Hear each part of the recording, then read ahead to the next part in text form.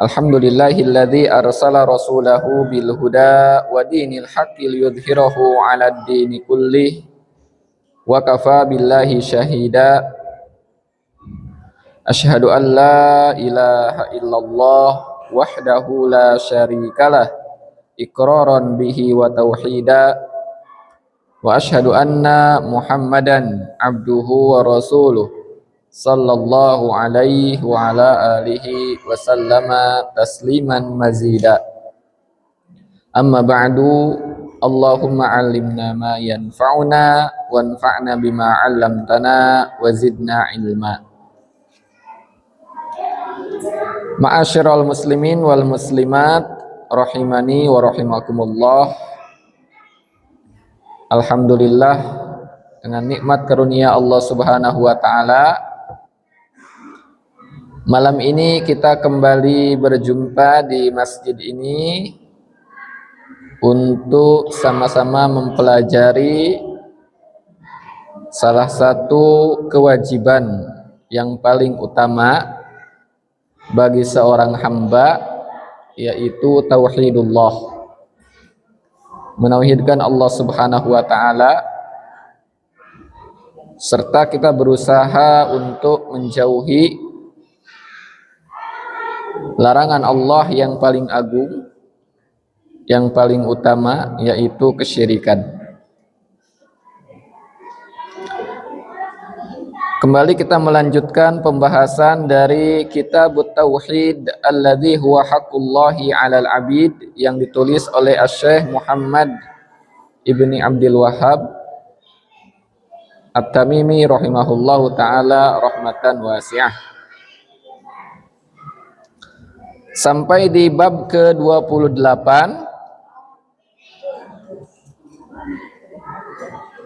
yang diberi judul Babu Majaa fit Tatayyur.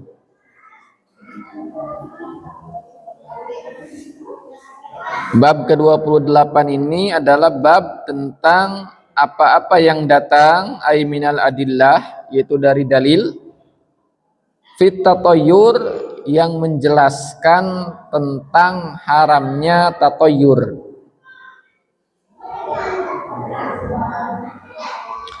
Dan tatayyur ini, hadirin wal hadirat rahimani wa rahimakumullah, sebagaimana yang telah kita pelajari, bahwasanya dia termasuk ke dalam jenis sihir.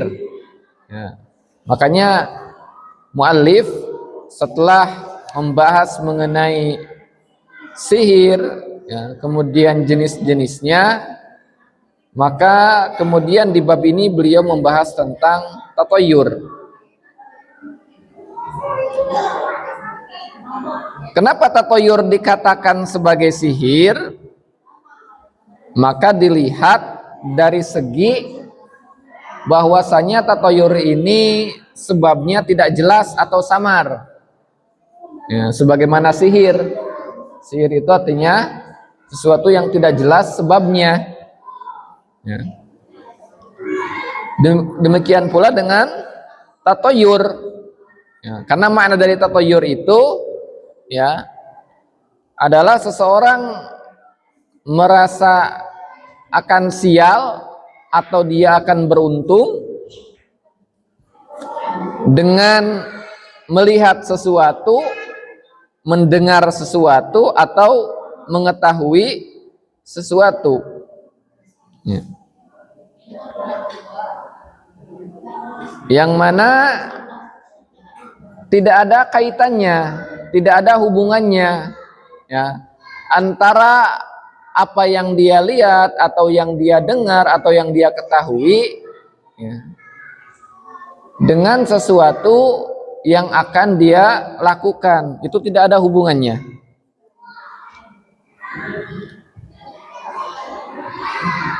Dan asalnya dahulu orang-orang jahiliyah melakukan tatayyur ini dengan menggunakan burung. Ya, makanya dinamakan tatayyur dari kata tayrun yang artinya adalah burung. Ya. Terkadang mereka melepaskan burung dari sangkar, ya, kemudian melihat ke arah mana burung tersebut terbang. Kalau ke sebelah kanan, nah berarti itu pertanda baik, ya. Maka mereka pun melakukan apa hajat yang akan dilakukan. Kalau seandainya ke sebelah kiri, berarti pertanda buruk, maka mereka tidak jadi melakukan hajatnya, ya.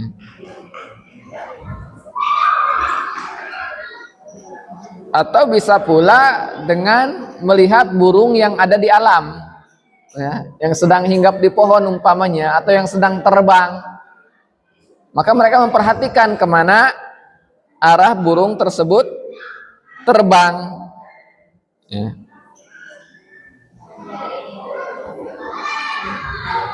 Atau bisa juga dengan mendengar suara burung tertentu, ya. Nah, seperti di kita, ya. Kita juga terkadang kalau mendengar suara burung tertentu, nah itu terkadang kita menganggap itu adalah pertanda jelek. Ya, misal kemarin yang disebutkan misalnya burung uncuing, ya. Kalau kita dengar ada suara burung uncuing, kita berkeyakinan akan ada orang yang meninggal. Nah, ini berarti termasuk tatoyur.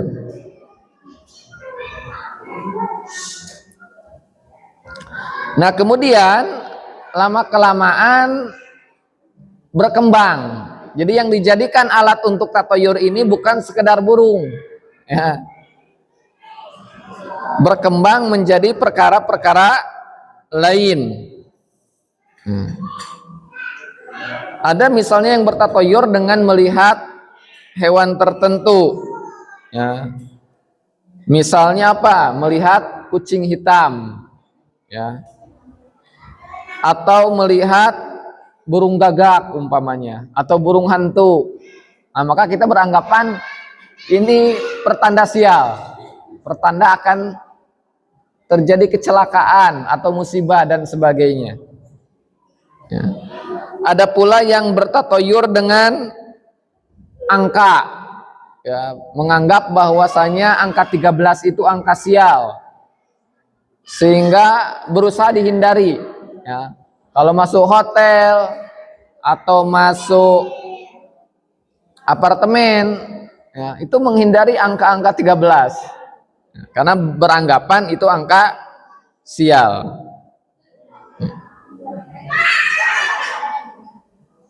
Bahkan ada juga yang bertatoyur dengan nama bulan, ya. Misalnya bulan Safar, ya, dianggap sebagai bulan sial. Bahkan ada keyakinan apa? Kalau menikah di bulan Safar maka akan mendatangkan musibah. Kalau berjual beli di bulan Safar akan mendatangkan kecelakaan. Kalau bersafar di bulan Safar akan berbahaya dan sebagainya. Jadi semakin kesini alat yang digunakan untuk bertatoyur ini beraneka macam.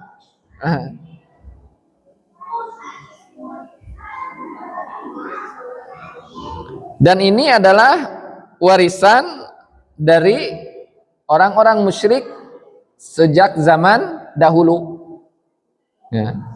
Jadi tatoyur ini adalah warisan dari orang-orang musyrikin, ya. Dan hukum dari tatoyur ini termasuk ke dalam syirkul asgor, ya, maksudnya itu syirik kecil, ya. Kenapa dia bisa menjadi syirik kecil?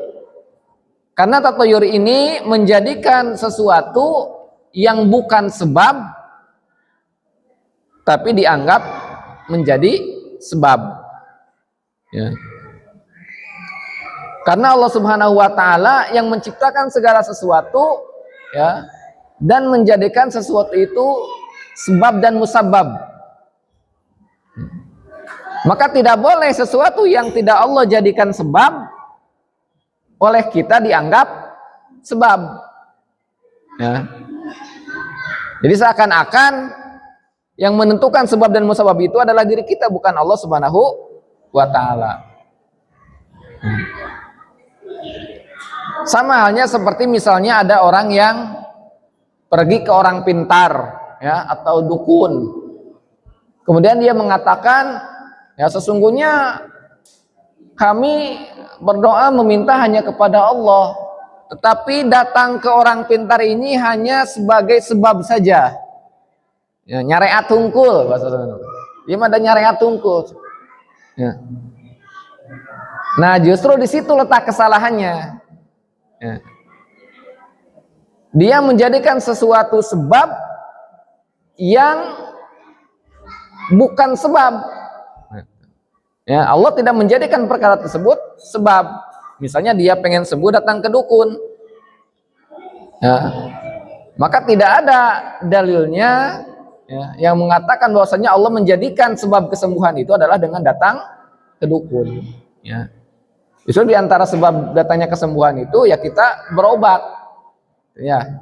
Bisa dengan pengobatan herbal, ya kan? Atau pengobatan kimia, ya. Nah itu betul, itu sebab yang Allah jadikan, ya, sehingga Allah mendatangkan kesembuhan. Nah jadi tidak boleh kita apa? Asal ya, semau kita menjadikan sesuatu yang bukan sebab dijadikan sebab, ya, karena itu termasuk ke dalam syirik kecil.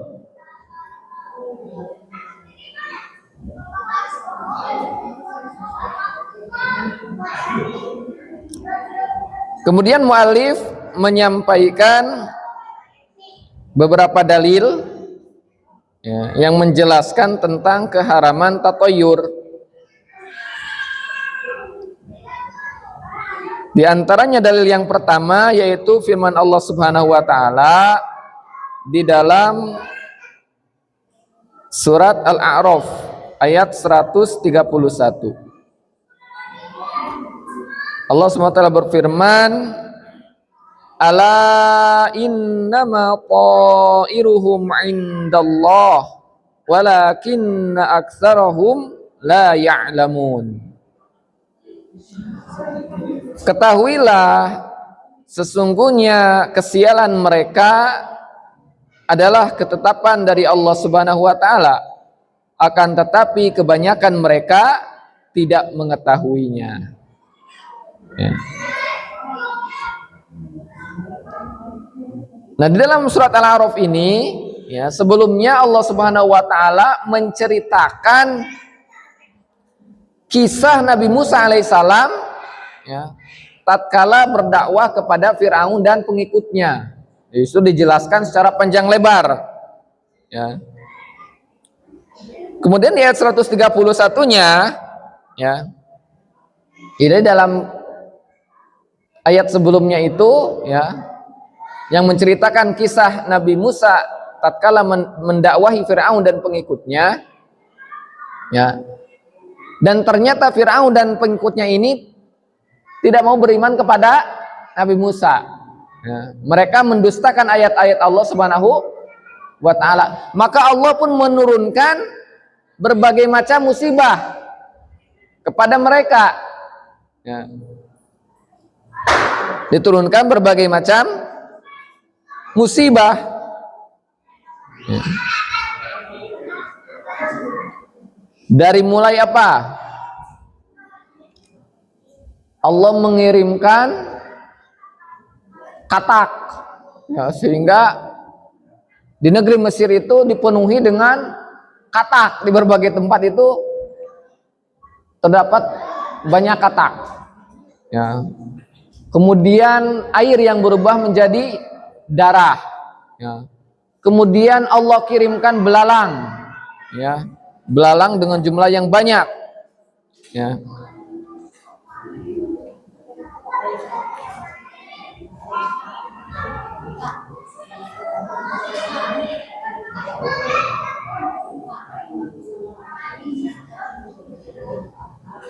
Jadi berbagai musibah tersebut diturunkan oleh Allah Subhanahu wa taala karena apa? Karena mereka mendustakan Nabi Musa. Tetapi justru mereka menganggap musibah tersebut, kesialan yang mereka rasakan itu disebabkan oleh Nabi Musa. Ya. Makanya di ayat 131 ini, kalau kita baca dari awal ayatnya, ya Allah berfirman, "Fa idza ja'athumul hasanatu qalu lana hadhihi wa in tusibhum sayyi'atu yatayyaru bi Musa wa man ma'ah." Ya.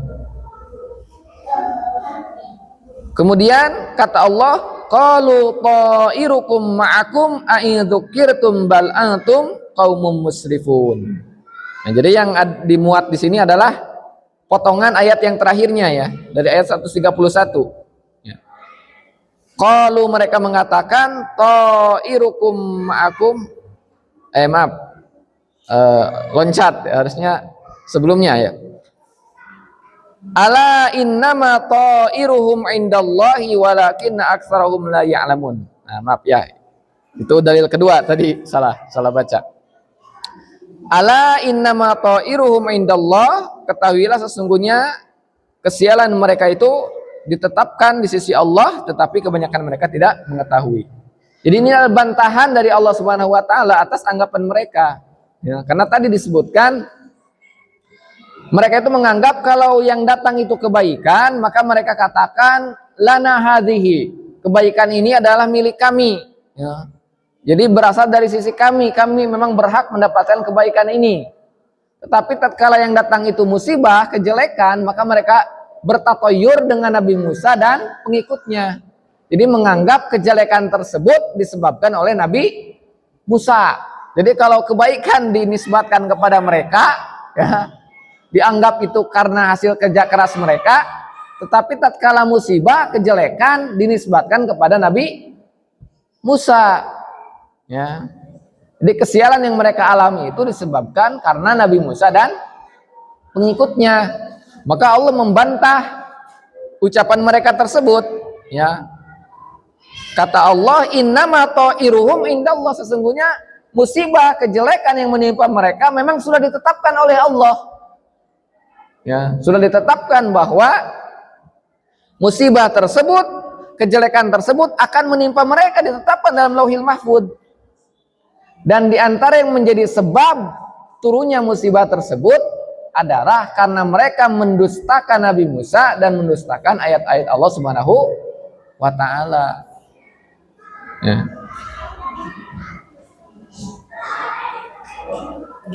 Nah ini jadi ternyata bertatayur ini bukan hanya dilakukan di zaman jahiliyah, bahkan sejak zaman Nabi Musa pun di masa Firaun orang-orang musyrik sudah bertatayur. Nah itu dalil yang pertama. Kemudian dalil yang kedua adalah firman Allah yang ada di surat Yasin, ya, surat Yasin ayat 19. Allah SWT berfirman, qalu ta'irukum ma'akum a'in dzukirtum bal antum qaumum musrifun. Qalu mereka mengatakan ta'irukum ma'akum, yaitu para utusan ya, para utusan mengatakan ta'irukum ma'akum, ya, kesialan kalian ma'akum adalah bersama kalian. A'in dzukirtum, apakah apabila kalian diberi peringatan itu disebabkan karena apa? Kesialan. Bal antum qaumum musrifun, bahkan kalian adalah kaum yang melewati batas. Jadi dalam surat Yasin ini Allah bercerita tentang Ashabul Qaryah, ya, sebagian kaum di mana Allah mengutus beberapa rasul kepada mereka. Ya. Tetapi mereka justru menolak, bahkan bertatayur. Ya. Qalu inna tatayyarna bikum. Ya. Sesungguhnya kami akan melakukan tatayur kepada kalian. La illam tantahu la arjumannakum, ya. Wala yamassannakum minna adzabun alim. Ya. Qalu inna tatayyarna bikum la illam tantahu lanarjumannakum wa la yamassannakum minna adzabun alim. Sesungguhnya kami akan bertatayur dengan kalian. Kalau kalian tidak mau berhenti dari dakwah kalian ini, maka kami akan merajam kalian, ya, dan kalian pun akan merasakan apa? Akan merasakan azab yang pedih. Ya. Maka para rasul tersebut menjawab, qalu ta'irukum ma'akum ma in dzukirtum bal antum qaumun musrifun. Ya. Sesungguhnya, ya, kesialan kalian itu ada bersama kalian. Artinya kesialan yang menimpa kalian itu memang sudah Allah tetapkan bagi kalian. Ya. Jadi bukan karena para rasul ini mendakwahi mereka, lantas mereka ditimpa kesialan, tidak. Ya. Tapi memang kesialan itu, ya, sudah sesuatu yang ditakdirkan, sebagaimana kebaikan yang menimpa mereka, demikian pun dengan kesialan yang menimpa mereka, semuanya adalah dari Allah Subhanahu wa ta'ala, telah ditetapkan di dalam Lauhil Mahfuz.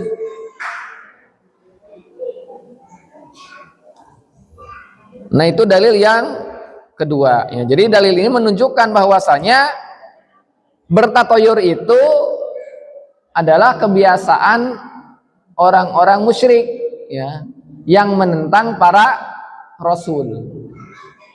Ya, sehingga seorang muslim itu mereka tidak bertatoyur, ya, karena tatoyur ini adalah kebiasaan, kelakuan orang-orang musyrik, musuh para rasul. Sementara orang-orang Islam, ya, mereka tidak bertatoyur. Ya, jadi semakin baik keislaman seseorang, maka semakin dia menjauhi tatoyur ini.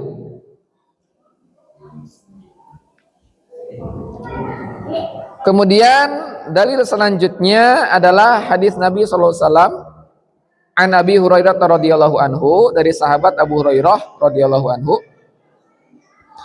anna Rasulullah sallallahu alaihi wasallam qol, bahwasanya Rasulullah SAW pernah bersabda, la adwa wala tiyarata wala hamata wala safara akhrajahu zada muslimun wala nau'a wala gula. Ya, jadi dari sahabat Abu Hurairah bahwasanya Nabi SAW pernah bersabda, la adwa, tidak ada penyakit menular, ya, adwa, wala tiyarata, dan tidak ada tiaroh, tatoyur, wala hamata, dan tidak ada burung hantu, wala sofaro, dan tidak ada sofar. Hadis riwayat Bukhari Muslim, sedangkan dalam riwayat Imam Muslim ada tambahan wala nau'a, dan tidak ada nau, wala gula, dan tidak ada gul. Ya. Nah, baik, kita jelaskan satu persatu. Jadi kata Nabi pertama, la adwa, tidak ada penyakit menular. Nah, maksud ucapan Nabi di sini bukanlah mengingkari wujud dari penyakit menularnya, tidak. Karena penyakit menular itu ada, ya, baik secara kenyataan, fakta, maupun secara dalil. Ya. Secara kenyataan, ya, kita dapati ada penyakit yang menular lewat udara, seperti influenza, ya, pilek. Ya. Kalau dulu kemarin apa? COVID, ya kan, menular lewat udara. Ada yang menular lewat sentuhan, seperti panu, ya, penyakit panu. Ada yang menular lewat makanan dan minuman, seperti penyakit hepatitis. Dan ada yang menular dengan melalui hubungan seksual, seperti HIV, ya, dan lain sebagainya. Jadi secara fakta, kenyataan memang ada penyakit menular, ya, dan demikian pun dengan dalil, ya. Nabi SAW pernah bersabda, firru minal majzum firaraka minal asadi, ya. Larilah kalian dari penyakit lepra atau kusta sebagaimana kalian lari dari singa. Ya. Ya, jadi Nabi menyuruh kita untuk menghindari penyakit menular. Lalu apa maksud dari hadis Nabi la adwa, tidak ada penyakit menular? Maksud beliau adalah tidak ada penyakit menular yang menular dengan sendirinya. Jadi penyakit menular itu bisa menular karena takdir Allah.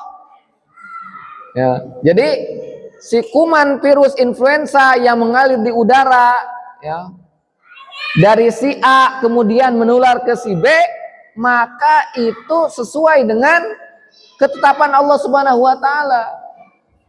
Ya, makanya kalau seseorang yang ditakdirkan tidak tertular, sekalipun dia berada di hadapan orang yang berpenyakit menular, maka penyakit tersebut tidak akan memudarati orang tersebut.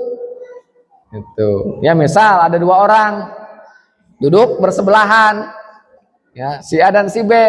Si A ternyata sedang flu, ya, dia bersin-bersin, batuk, ya, bahkan sampai keluar apa? Air liurnya muncrat, ya. Meskipun si B ada di sampingnya, kalau si B ini ditakdirkan oleh Allah tidak tertular, maka flu tersebut tidak akan menular. Ya. Nah, jadi maksud Nabi di sini tidak ada penyakit menular yang menular dengan sendirinya, akan tetapi semua itu terjadi sesuai dengan ketetapan takdir Allah Subhanahu wa taala. Itu maksudnya, ya. Wala tiarota, dan tidak ada tiaroh atau tatoyur. Nah, di sini juga sama. Jadi maksudnya bukan praktek tatoyur yang tidak ada, ya, tetapi maksudnya tatoyur tersebut tidaklah memberikan pengaruh apa-apa kepada orang yang melakukannya. Ya, jadi tidak bisa berpengaruh terhadap takdir Allah. Ya.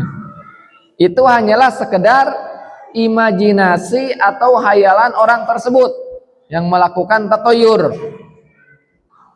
Ya.